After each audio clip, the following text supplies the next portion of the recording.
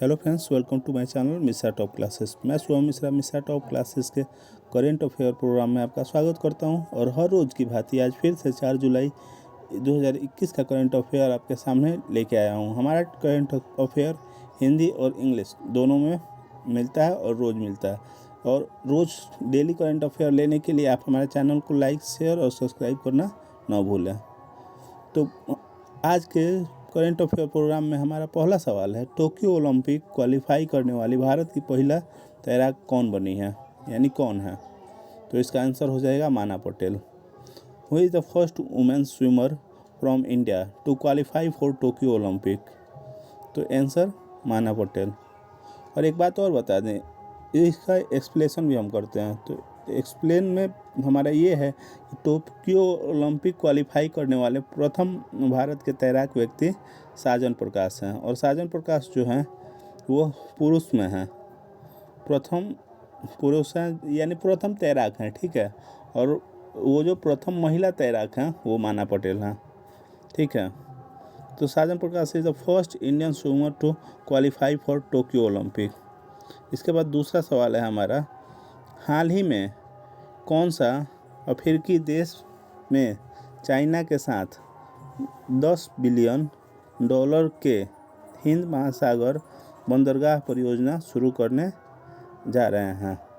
तो इसका आंसर आपका हो जाएगा तंजानिया, ठीक है।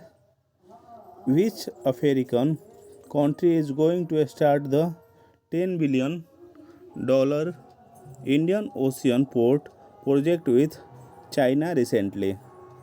तो आंसर तंजानिया। और इस बात की आशंका है कि चीन पश्चिम और दक्षिण हिंद महासागर क्षेत्र में सैन्य उद्देश्य और परियोजना शक्ति के लिए बंदरगाह का प्रयोग कर सकता है। तो भारत तंजानिया का सबसे बड़ा व्यापारिक भागीदार है, जिसका विदेश व्यापार का 16% हिस्सा जो है यह तंजानिया में शीर्ष 5 निवेश स्रोतों में से एक है। तंजानिया निवेश केंद्र के अनुसार तंजानिया में भारतीय निवेश 2.2 बिलियन डॉलर तक है। तो there are fears the China may use to the port for military purpose and project power in the western and southern India ocean region. India is Tanzania's largest trading partner, accounting for 60% of foreign trade. It is one of the top 5 investment sources in Tanzania, and according to the Tanzania Investment Center, Indian investment in Tanzania are up to 2.2 billion. और एक बात और बता दें, हाल ही में ये जो China है वो हम लोग के बॉर्डर पे S-400 जो है भारत के बॉर्डर पे S-400 तैनात किया था। उसके जवाब में एक DRDO एक ऐसा पुल बनाया है जो मतलब वो 70 टन तक वज़न सह सकता है, और उससे 70 टन तक की मिसाइलें आ सकती है, जा सकती है। चलिए तो आगे जानते हैं, तीसरे सवाल पे चलते हैं। तो हमारा तीसरा सवाल है, केंद्रीय मंत्रिमंडल ने क्रमिक प्रशासन और शासन सुधारों के नवीनीकरण पर भारत और किस गणराज्य के बीच हुए समझौता ज्ञापन को मंजूरी दी है। तो इसका आंसर हो जाएगा आपका गाम्बिया।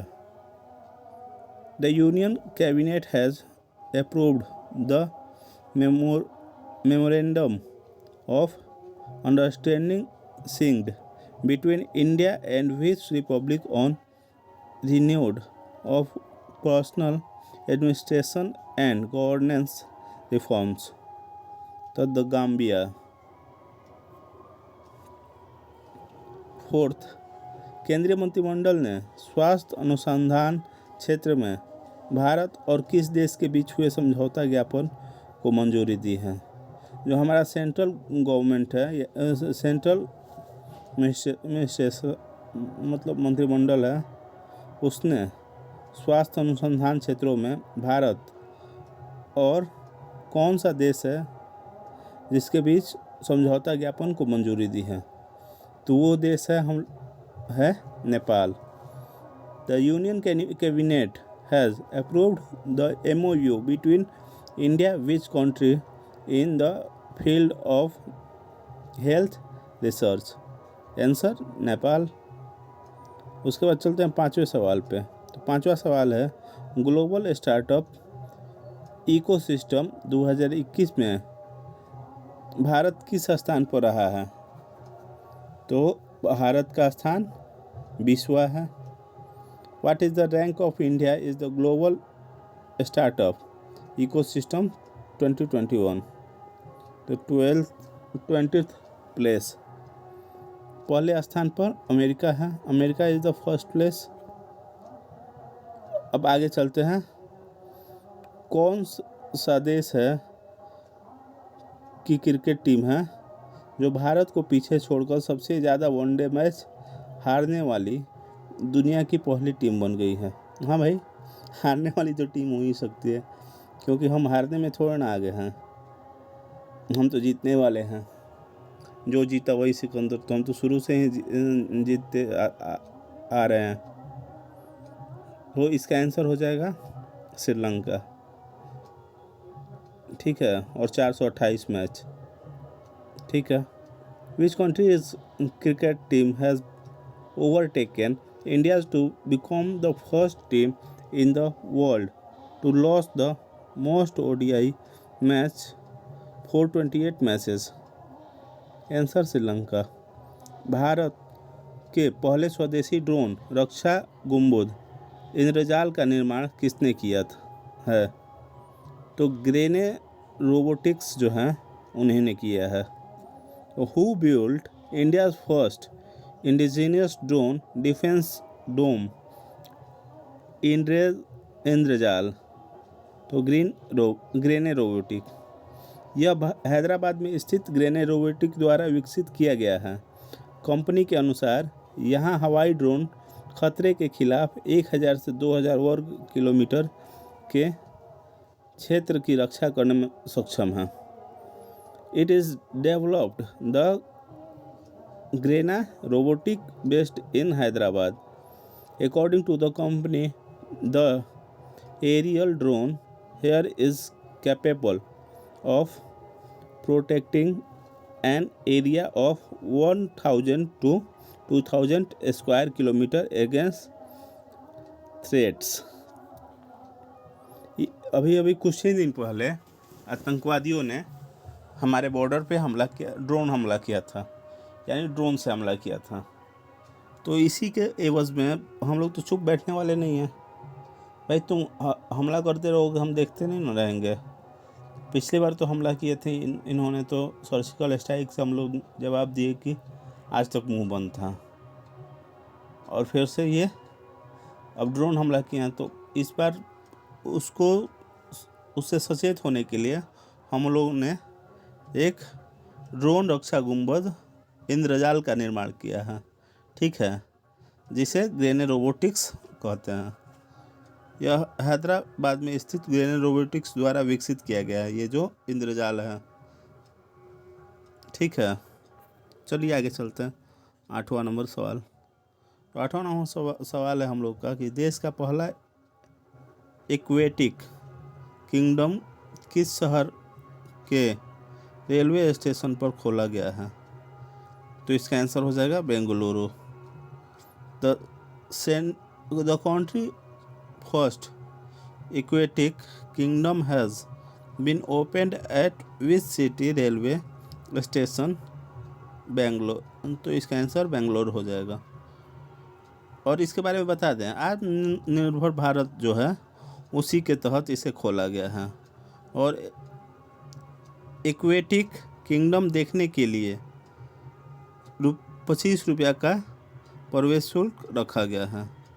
तो it has been opened under the self-reliant India and entry fee of 25 has been kept to see aquatic kingdom। उसके बाद हमारा 9वां सवाल है कि हाल ही में राष्ट्रपति रामनाथ कोविंद ने उत्तर प्रदेश के किस शहर में डॉक्टर अंबेडकर स्मारक एवं सांस्कृतिक केंद्र की आधारशिला रखी है? तो रामनाथ कोविंद जी जो हैं वह उत्तर प्रदेश के शहर में डॉक्टर अंबेडकर स्मारक की एवं सांस्कृतिक केंद्र की आधारशिला रखी है। वह जगह है लखनऊ। लखनऊ में डॉक्टर अंबेडकर और सांस्कृतिक केंद्र की आधारशिला रखी गई है। तो चलिए, recently in which city of Uttar Pradesh president Ramnath Kovind has laid the foundation stone of Dr. Bhimrao Ambedkar memorial and cultural centre? तो आंसर इसका हो जाएगा लखनऊ। ऑल इंडिया रेडियो यानी AIR के नए महानिदेशक कौन बने हैं? तो इसके एयर के नए महानिर्देशक N वेणुधर रेड्डी हैं, who has become the new Director General of Air All India Radio। N Venudhar Reddy. All India radio की स्थापना 1936 में हुई थी और इसका मुख्यालय नई दिल्ली में है। All India radio was established in 1936 and its headquarters is new Delhi.